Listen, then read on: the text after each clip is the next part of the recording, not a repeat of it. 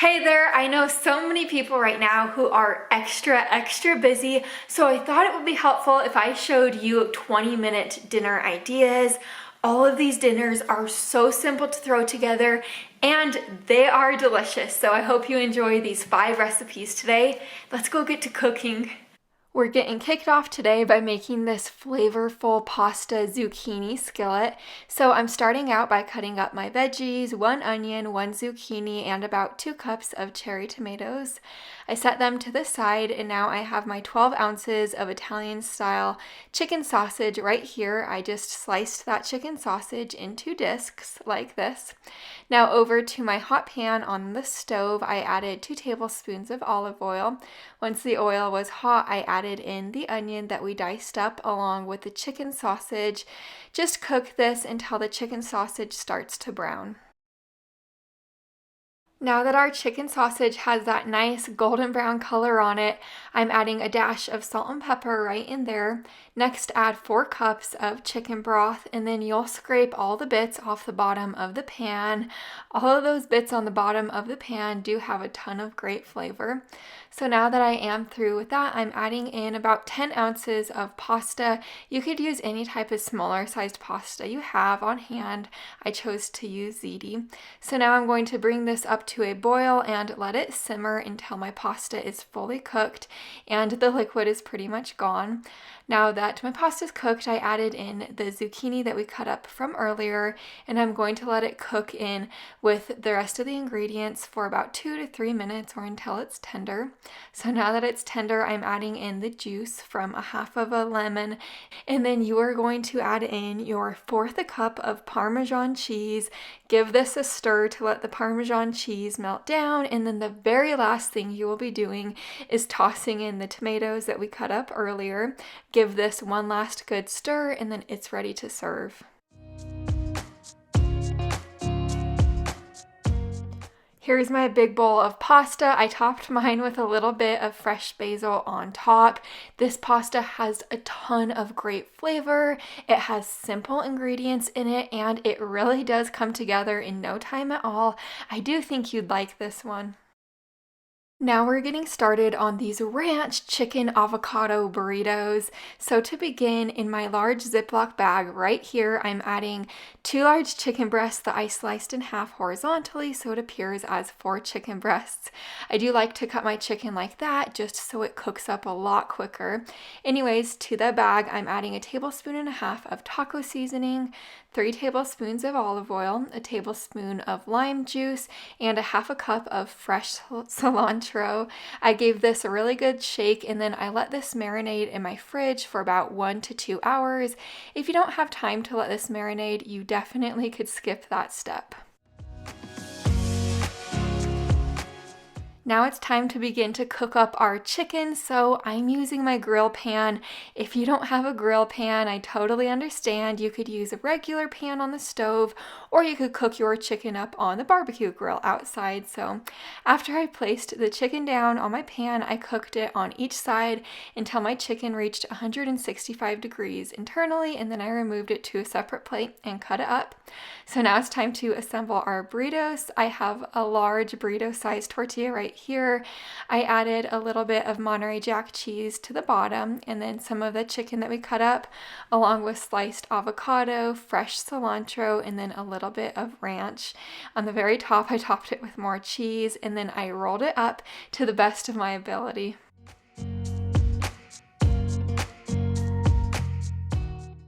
We do want the cheese to be nice and melty in these burritos. So back over to the pan that we cooked the chicken in, I oiled it a little bit, and then I let the pan get hot, and I cooked these burritos for a couple of minutes on each side, and then they were ready to serve.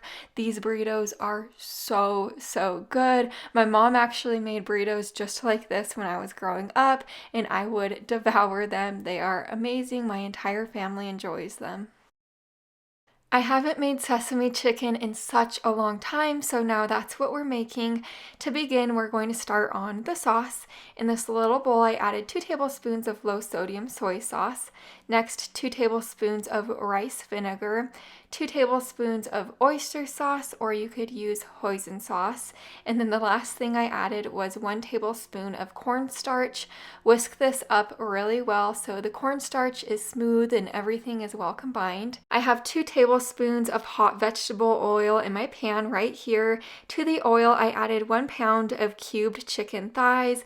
I let the chicken cook until it was completely cooked through, and then I added 1 pound of fresh broccoli.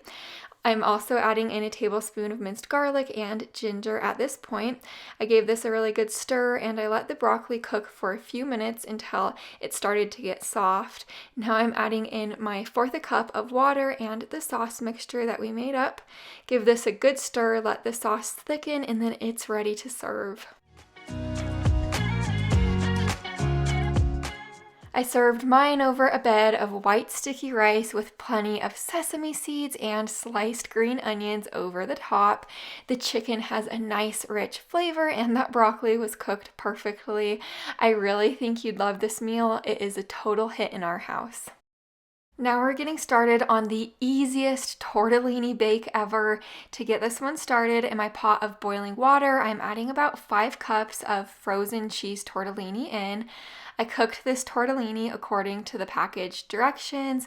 Once it was completely cooked, I removed it and I strained it. After I strained it, I added the tortellini back into the pot that I cooked it in. Next, you will be wanting to add in your 24 ounces of marinara sauce. You could use any type of marinara sauce you like or have on hand. Give this a really good stir to combine the tortellini with the marinara sauce, and then you will remove it from the stove. I have my casserole dish right here. I'm spraying it with plenty of nonstick spray, and then I added that tortellini right in there. Spread it out as even as possible, and then you will top it with about a cup of mozzarella cheese and a 1/4 cup of shredded Parmesan cheese. This will go into the oven to bake on 350 degrees for about 10 to 15 minutes or until the cheese is nice and melty.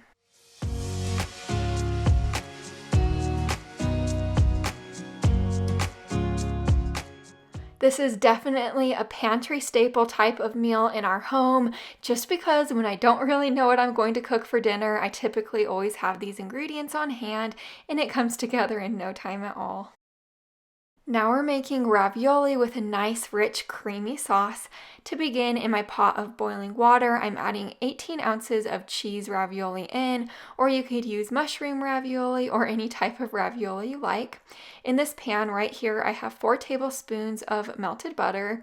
To the melted butter, I added in 2 tablespoons of flour, and I whisked that flour in until it was incorporated. Now you're going to be wanting to add in your sun-dried tomatoes, just about a 1/4 cup of those, with 2 tablespoons of tomato paste. Whisk this together so the tomato paste is incorporated in.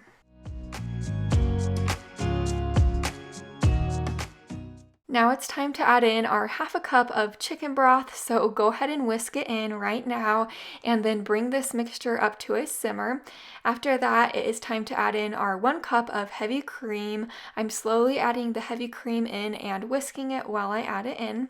So after that heavy cream is really well combined, I'm going to be adding our cheeses. So 1/3 cup of Parmesan cheese, and then after you whisk that Parmesan cheese in, add in a 1/4 cup of Monterey Jack cheese. Once the cheeses melt down, it is ready to serve.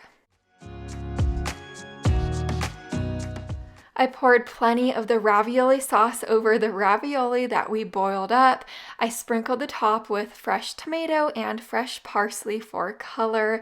This ravioli sauce goes on repeat all the time at my house. It is that good. I have so many more videos like this on my channel, so make sure you're subscribed down below the video so you don't miss any more in the future, and I'll see you in the next one. Bye for now.